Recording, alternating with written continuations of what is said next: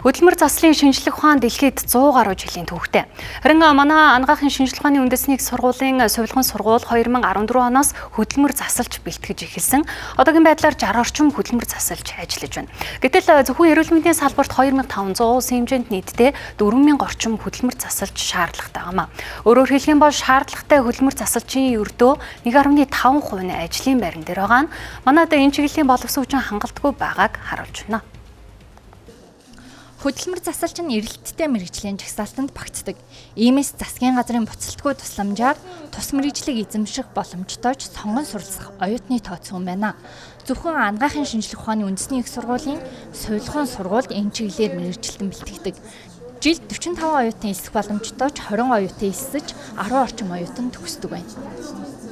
Манай төгсөгчид нэгэнт одоо энэ ур чадваруудыг эзэмшээд гардаг. Ажлын байран дээр нь тоног төхөөрөмж материал нь одоо хангалттай биш бол бас энэ үйлчлэгийг түгээх боломж нь хязгаарлагдмал байна. Хоёрдугаарт нь одоо энэ шинээр нэвтрүүлж байгаа үйлчлэгийг нэвтрүүлж байгаа энэ үйлчлэгээ болон тоног төхөөрөмжүүдийг эрүүл мэндийн даатгалд бас оруулах шаардлагатай байгаа. Тэгэхээр эрүүл мэндийн даатгалд оруулж өгснөөр одоо гипсний оронд одоо хэрэглэх чиг болон төлөнхийн даралдад хувцснуудыг хангаж өгснөөр үйлчлүүлэгчдэд бас юм хүртээмжтэй байдал нэмэгдэх боломжтой байна.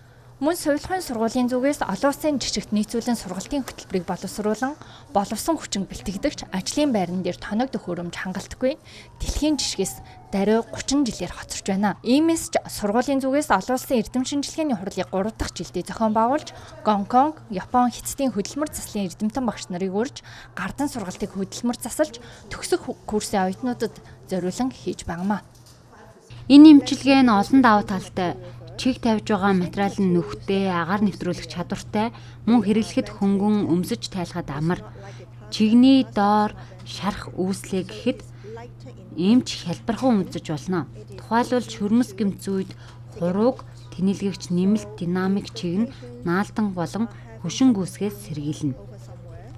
Миний хувьд бол өмнө нь хөдөлгөөнгүй чиг бол хийж сурсан байсан. Тэгээ энэ удаагийн сургалтнаас болохоор хөдөлгөөнтэй чиг хийж сурлаа. Тэгээд маш олон юмыг мэдж авлаа. За динамик чигний хувьд болохоор давуу тал нь гэх юм бол одоо үйлчлүүлэгч ингээд тухайн хэсэг газартаа ингээд хугарал гэмтэл авсан байлаа.